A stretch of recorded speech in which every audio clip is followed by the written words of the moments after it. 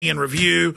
We're going to do that. But Webster dropped this bombshell about how in the off-year elections next year and then 2 years out from that, 3 years, yeah, you're going to get exactly a General Petraeus, not Petraeus, total globalist neocon built up as this fake hero, along with a Mitt Romney. And remember, they represent the people that staged the big 9/11 attacks.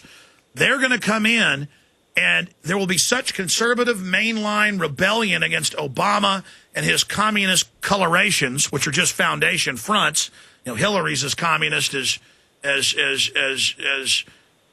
I mean, it's a complete joke. And all of this is going on. And yes, you think Obama's bad, it's going to accelerate under the next right-wing person who's not going to be right-wing at all. They're going to be a globalist. Webster, finish up with that.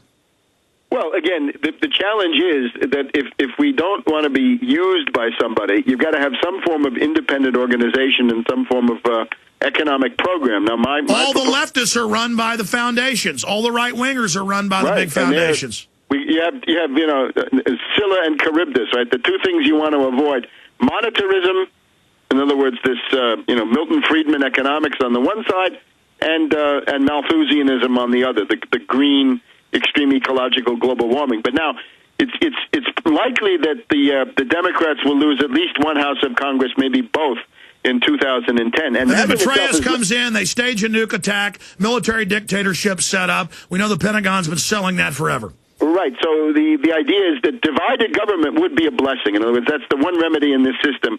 We need gridlock. We need divided government. Let them fight each other to a standstill.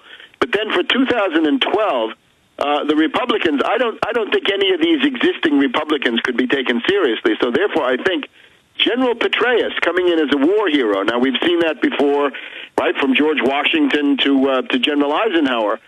In retrospect, General Eisenhower was a tremendously good president. Look at what he did, the interstate highway system and the National Aeronautics and Space Administration. Think of those. Those are tremendous achievements. With Petreaus, this would be, well, Bonapartism. In other words, government by military. Hitler. Well, no, not Hitler. Von Hindenburg. Well, Hitler was a military. Wait. Not quite. You're not there yet because there's no mass movement yet. It would be growing. The difference would be von Hindenburg. Von Hindenburg is the hero of World War I, more or less, and he becomes the president of the Weimar Republic. And it's under his leadership that you get this extreme austerity. You get, in the case of von Hindenburg, the Brüning government, right, of 1930 to 1932, where they take away your unemployment insurance just at the moment when you have the highest unemployment that there's ever been. So von Hindenburg, I think, this would be what Petraeus would do. And then the dimension beyond that gets us to something more like an actual Nazi movement, right, with all the overtones that would probably have here in terms of white supremacy and all sorts of other stuff, right? Violence in the streets, right?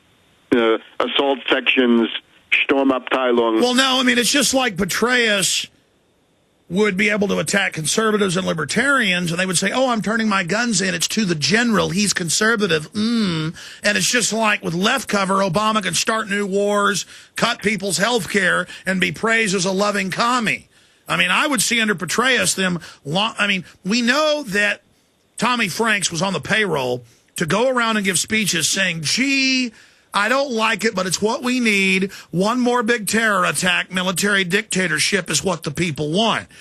So we know that's what they've been selling. And yeah, Petraeus is just an absolute weasel demon. So I think that Petraeus, and then, of course, Mitt Romney, the hedge fund hyena, the asset stripper, the agent of Wall Street, who would take the economic side of it. And this would be a government that would not really lean on the Republican Party, which I think is in the process of disintegrating. It would be a government that would lean more explicitly on the army and military, the police force. Which is force. what the Rand Corporation and the big think tanks have already been setting up through Northcom. Webster, again, I'll see you in 2010.